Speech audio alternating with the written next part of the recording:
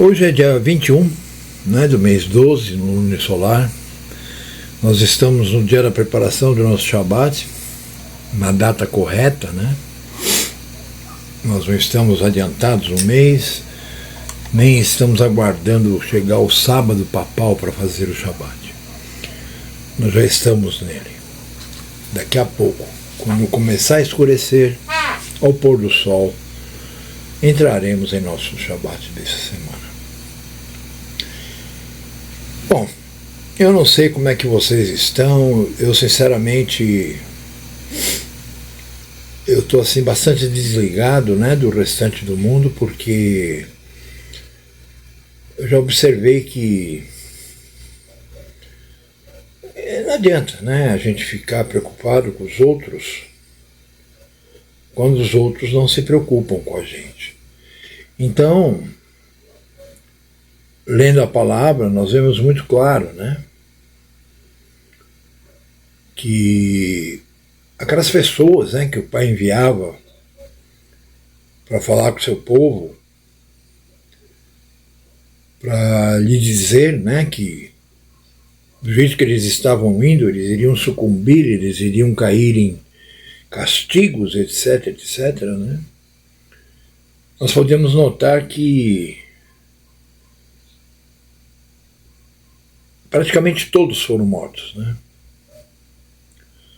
O que demonstra, né, que na verdade o Pai não está preocupado se você fala e as pessoas escutam.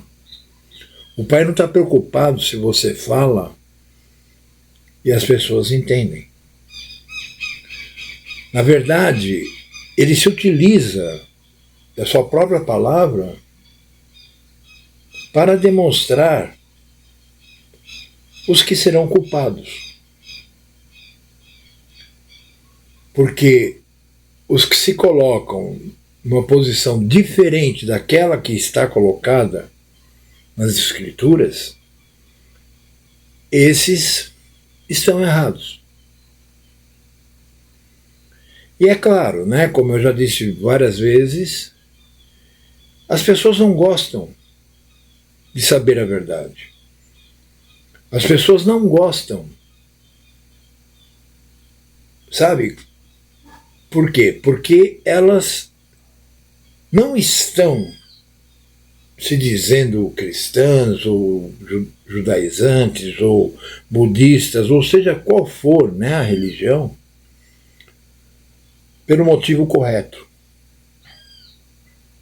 Eu conheço muita gente, né, que diz que é servo de Arro, mas que crê que, por exemplo, Yahushua é filho de uma virgem. Então ele não é um servo, ele não conhece, ele não sabe. Falar para uma pessoa assim é mesmo só para mostrar para ela por que ela vai ser julgada e vai ser condenada.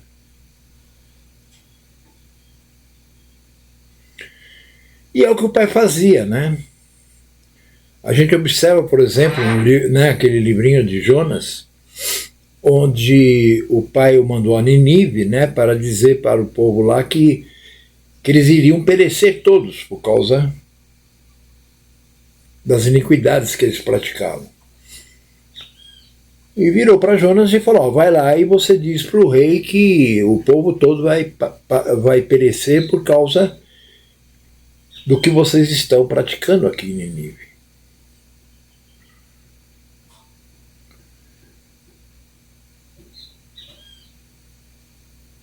E o que aconteceu? Quando ele percebeu o que ele tinha que falar, ele fugiu. Ele pegou um navio, né, e foi embora. Por quê? Porque ele falou, eu não vou entrar em Nínive e falar na cara do rei que eles vão ser julgados e condenados pelo que eles fazem. Eu vou morrer lá.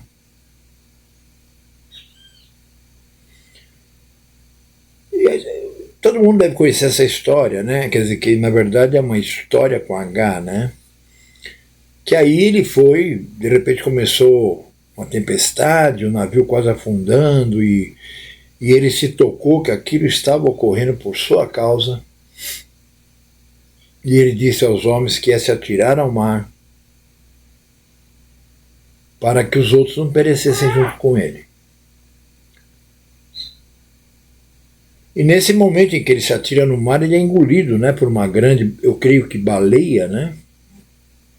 Eu não sei que peixe era, ninguém diz o nome na palavra. Se alguém ler o nome do que bicho era na palavra, com certeza foi colocado muito depois.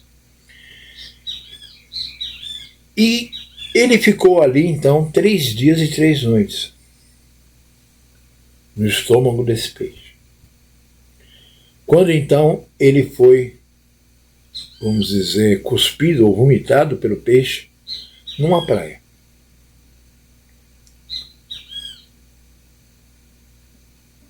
Aí ele pediu perdão ao pai, né, porque ele tinha agido daquela forma, e assim mesmo o pai o tinha salvo.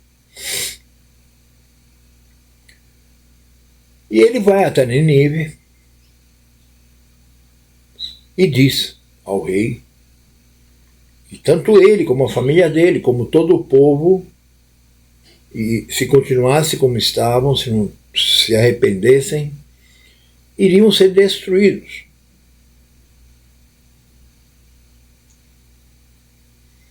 E para o espanto dele, aquela cidade toda se converteu. É claro que não foi ele que converteu a cidade,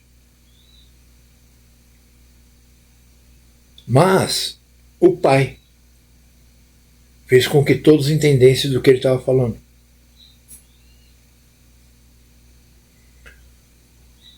Então isso vem nos mostrar, né, que se alguém é servo,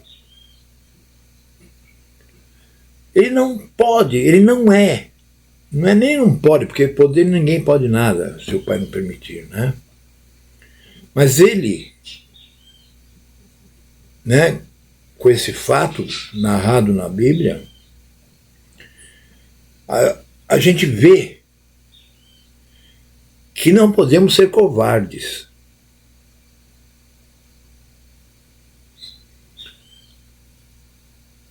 No estudo de ontem eu falei a respeito do próprio Mashiach, no momento em que ele ia se entregar, né? Ou seja, ele estava, vamos dizer, num estado deplorável, estava com medo, tudo, mas ele se entregou. Quando Kefa passou a faca, né, na orelha do soldado, e caiu no chão a orelha, ele pegou, grudou de novo na orelha do soldado e disse a Kefa que não, que ele tinha que ser preso. Isso é coragem.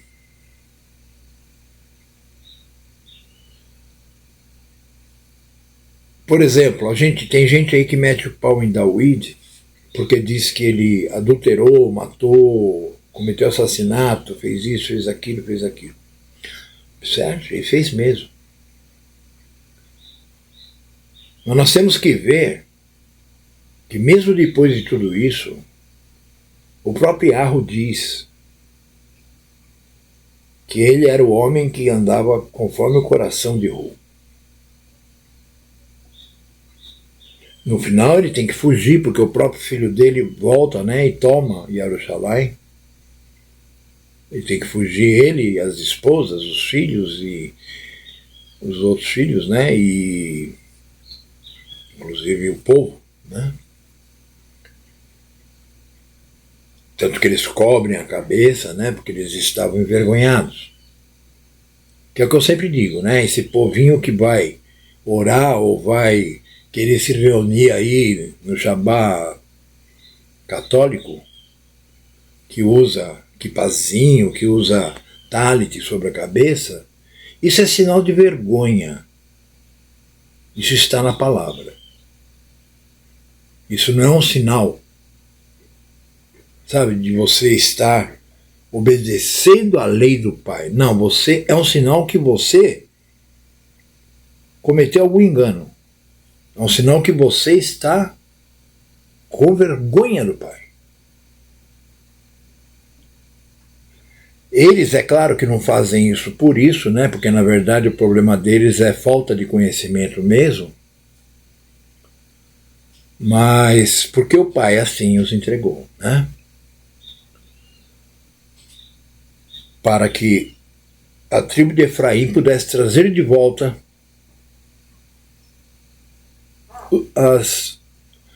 os velhos caminhos, né? As antigas veredas. Então, realmente, né, eu me sinto na obrigação de estar aqui falando. Mesmo que ninguém assista. Ou mesmo que ninguém aprenda nada, ou mesmo que fiquem com bronca de mim, ou mesmo que... Não importa. Se assim o Pai o quer, assim eu faço. Por exemplo, eu estava aqui a manhã toda e eu fiz o Boker Tov, né, que acabou saindo mais tarde, porque eu acordei mais tarde, eu fiquei a noite toda aqui. E ouvindo uma música incrível, né, uma gravação ao vivo, né,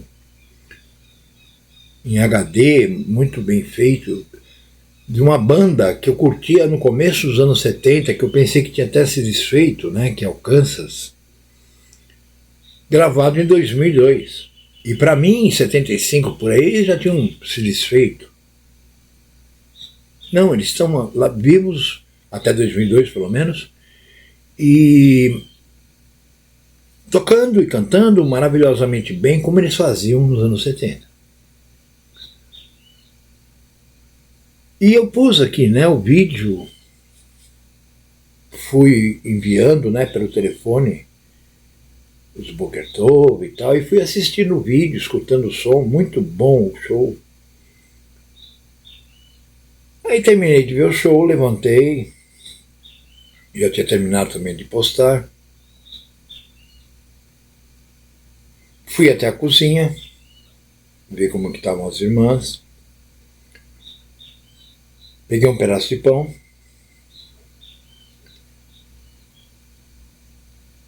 voltei de novo para a cozinha e falei assim, olha, eu vou gravar.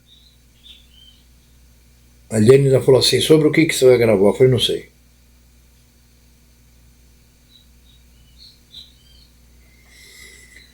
Sabe, as pessoas têm que entender que nós não podemos brincar se nós dissermos que estamos falando da palavra de Yahweh. E esse não podemos brincar significa que ficar preparando, escrevendo, enfim, é não dar chance ao Espírito de falar. Sendo que o próprio Mashiach disse, não estejais atentos ao que falar, ao que dizer. Deixe o Espírito falar por vocês. Sabe, a maior prova de que isso é assim, eu encontro em Atos 2, aliás, em Atos no capítulo 2, a partir do versículo 24, 23. Observem, Kefa, que há poucos dias atrás, né, daquele dia, havia sido repreendido pelo Mashiach, né, e quando ele lhe diz, quando você se converter, olha para os teus irmãos. Ou seja, ele não era nem convertido. E ali, naquele dia de Shavuot, quando eles recebem as partes, né, cada uma a sua parte, eles saem fazendo um discurso, as pessoas pensam até que eles estão bêbados, né? E ele começa o discurso dizendo, olha, Nós não estamos bêbados na 9ª da manhã, mas isso que estáis vendo, né, é o que prometeu o profeta tal. E o discurso que ele faz aí para frente é um dos melhores discursos que nós encontramos na palavra. Veja, ele não preparou nada daquilo. Esse Kefa é Pedro, é aquele mesmo que toda hora o Mashiach tinha que repreender, tinha que falar alguma coisa, porque ele sempre se adiantava e acabava, né, trocando as mãos pelos pés. E aí você vê aquele homem. Claro que nós sabemos que ali tem muita coisa que foi mexida no que ele diz, mas se você tem um conhecimento um pouquinho maior da palavra, se você não ficou ali lendo Mateus, se você leu a palavra toda, que ela é uma só, não duas, você vai ver que ele foi muito claro e muito tranquilo. Ele não se preocupou com o que ele ia falar, ele falou aquilo que o Espírito soprou para ele. Mas voltando ao nosso assunto, né, que nós estamos falando sobre a... Ai, meu pai, eu estou ficando velho, mas não faz mal. Nós estamos falando sobre os problemas interiores que passamos, né, os conflitos. Nós vemos, por exemplo, que um dos profetas que eu mais curto assim a ler, ele fez lá aquela coisa, né, com os sacerdotes de Baal e tal, a fogueira, tirou sarro, né, chegou até a dizer, por quê? Porque tinham lá 430 sacerdotes de Baal, construíram uma fogueira, ele foi construir outra, e o que estava valendo ali era que quem era Hu? Baal ou Yahu? E ele sozinho. Porque naquela época Israel estava adorando Baal. Quer dizer, nem se chamava Israel.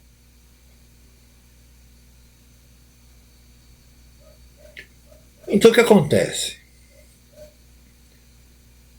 Ele falou aquelas coisas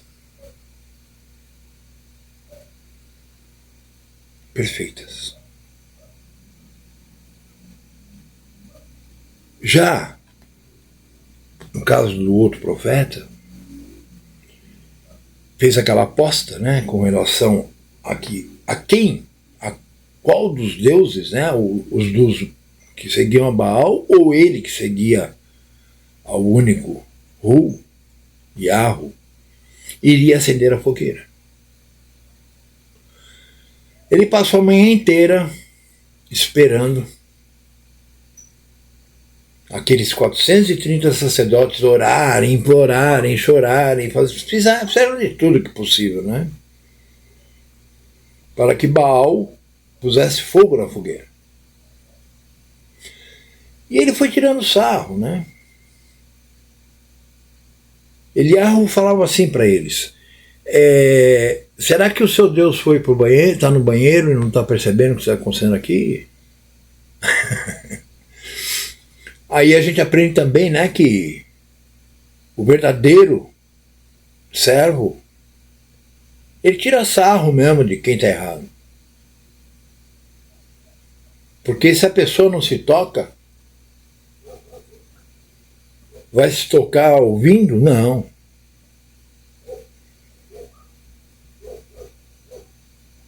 Como eu disse no estudo anterior, só se aprende sofrendo.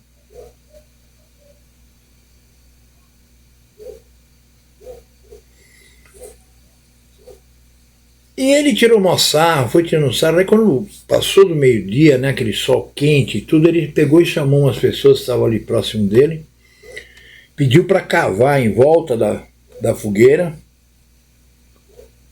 um buraco, né, e atrás de onde ele estava tinha um riozinho, e que enchessem aquele buraco com água. Tipo um fosso de castelo, assim, né, em volta da fogueira. E pediu que derramassem muita água na fogueira.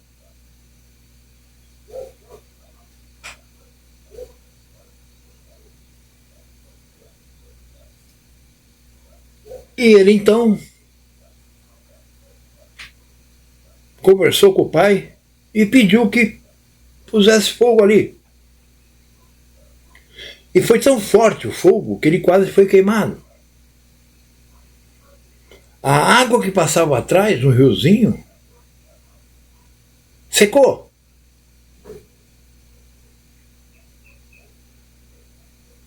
Aí o povo viu, né? Não estou dizendo creu, porque para crer o pai tem que permitir. É por esse motivo que Shaul diz: os Yarudi vão atrás da vista, de visão.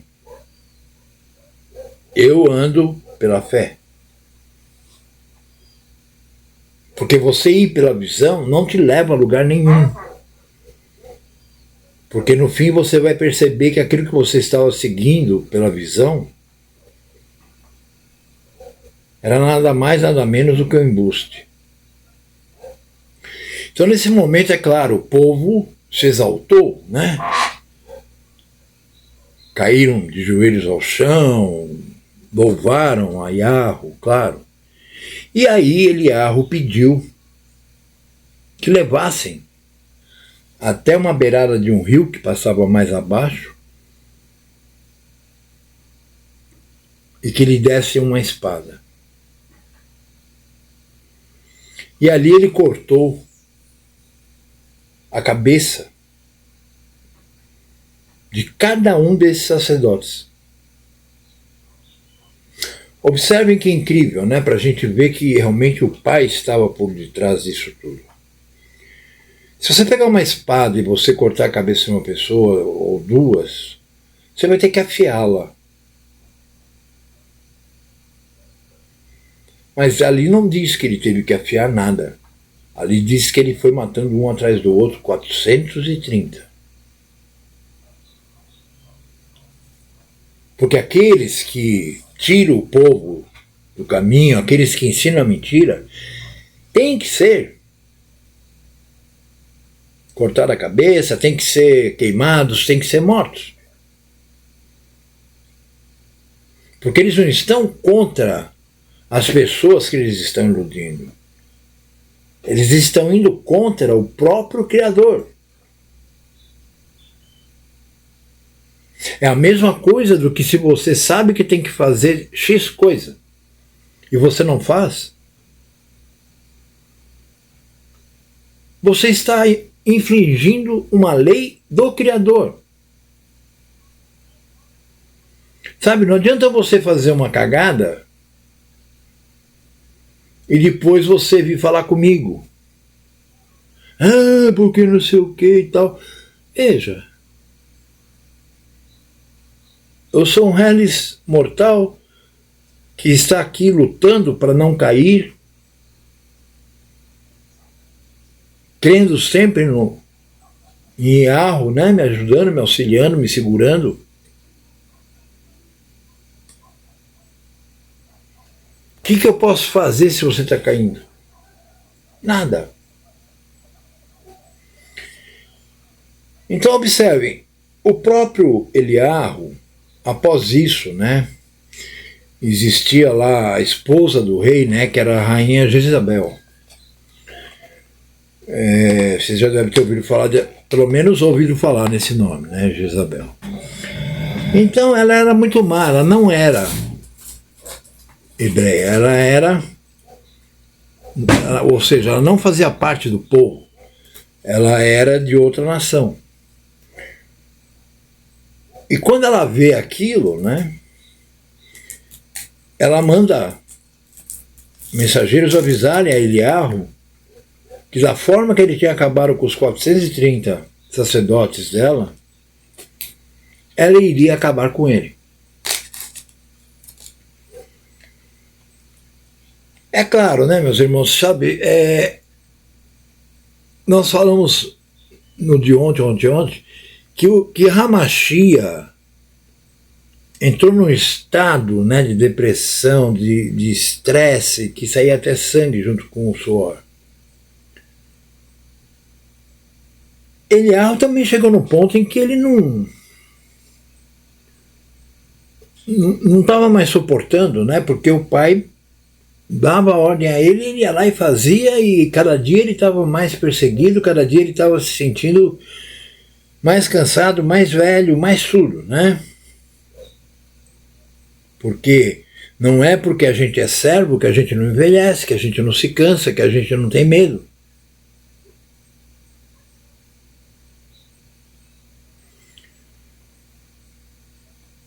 E então ele acabou indo se esconder numa caverna.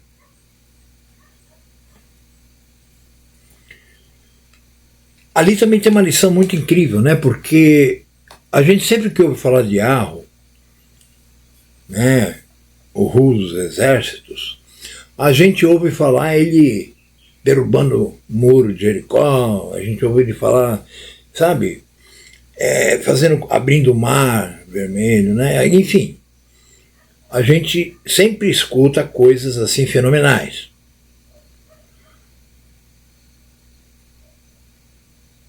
E de repente, Eliarro sentiu uma brisa.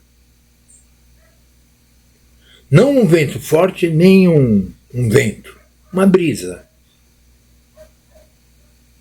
E ele, por essa brisa, ele se tocou que o pai estava ali com ele. Ou seja, como Eliarro era uma pessoa justa, como Eliarro era um servo obediente e que amava o pai não chegou derrubando a montanha para poder falar com ele. O pai chegou na forma de uma suave brisa.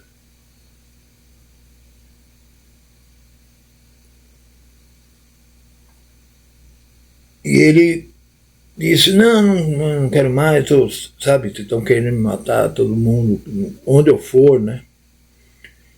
E o pai diz, não, mas você ainda tem mais 7.000 pessoas que estão nessa mesma condição que você.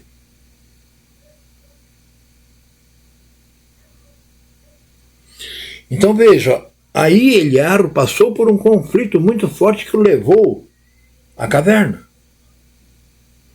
Que muitos crentes aí dizem, né? Hoje eu estou na caverna. Eles estão o tempo todo. Eles só não percebem. É como outros dizem, estou no deserto. Sabe? Então, da mesma forma que um Eliarro, que era um homem íntegro, que era um homem justo, que era um homem que tinha um conhecimento muito bom do pai, sentiu medo e se escondeu e falou, chega. Isso pode ocorrer com qualquer um. Mas isso é diferente de você pular do cavalo e sair da batalha. Isso é diferente de você tropeçar, cair e, sei lá, de repente vira católico.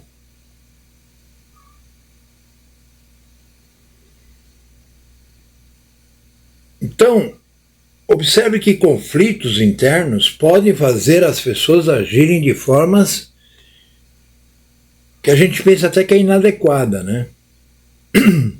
Mas que, na verdade, se o pai não permitisse que ele fizesse aquilo, O Pai não teria essa lição para passar para mim e para muitos outros que conseguem enxergá-la?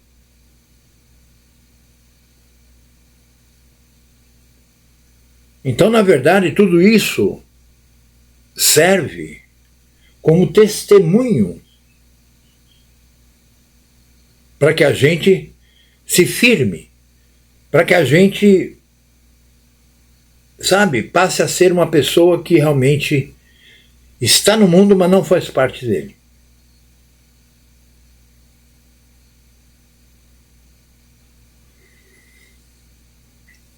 E assim ocorreu com muitos, né? Vocês veem, por exemplo, né, Estevão, ele estava lá apanhando, sendo julgado e condenado à morte, porque ele era um daqueles, né, que seguia Yahweh.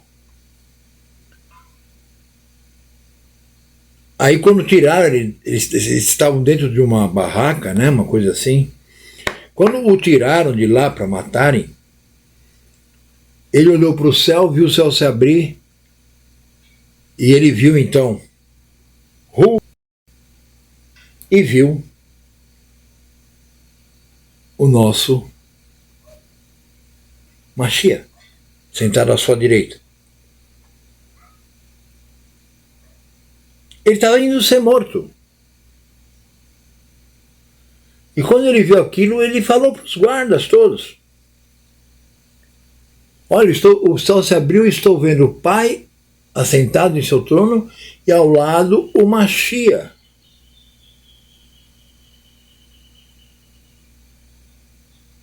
Foi apedrejado, claro. Agora eu pergunto, será que ele sentiu medo? Ou será que a visão que ele teve o fez ficar tão forte, com tanta certeza do que ele estava fazendo, que para ele a vida já nem significava mais nada?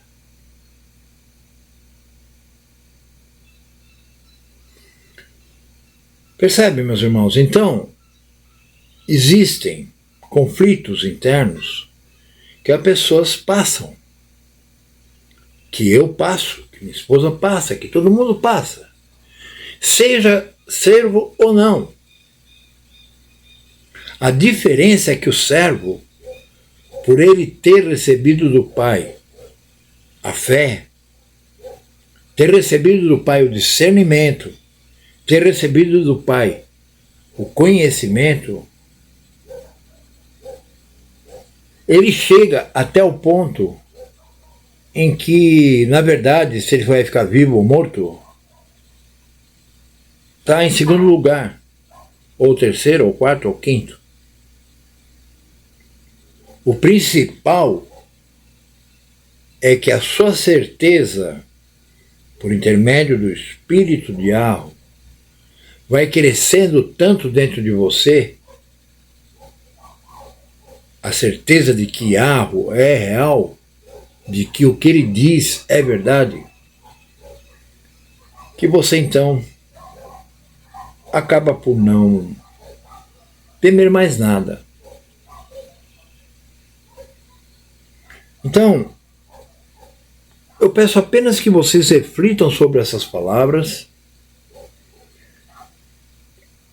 e pensem: será que eu estou agindo de acordo ou estou sendo um covarde? Lembre-se, tem uma série de coisas, né? Os beberrões, não sei quem, não sei quem, não sei quem, não sei quem, e os covardes não herdarão o reino de Yahweh.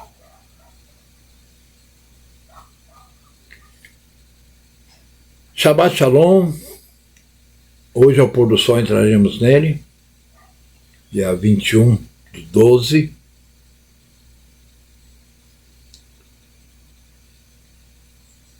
Do pagão, dia 22, né? Do 4. Não, do 3.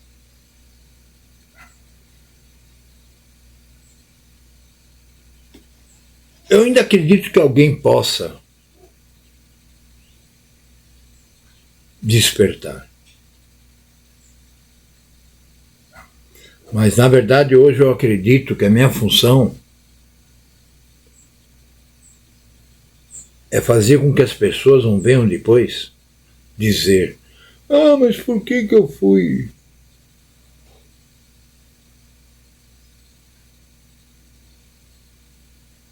Lembrem-se, se vocês tiveram a chance de aprender a palavra é porque o Pai os chamou. Então vocês não podem mais alegar que vocês estão em tempo de ignorância. Desejo um Shabbat Shalom para quem vai participar, para quem cumpre. E muita paz para vocês que cumprem. Shalom.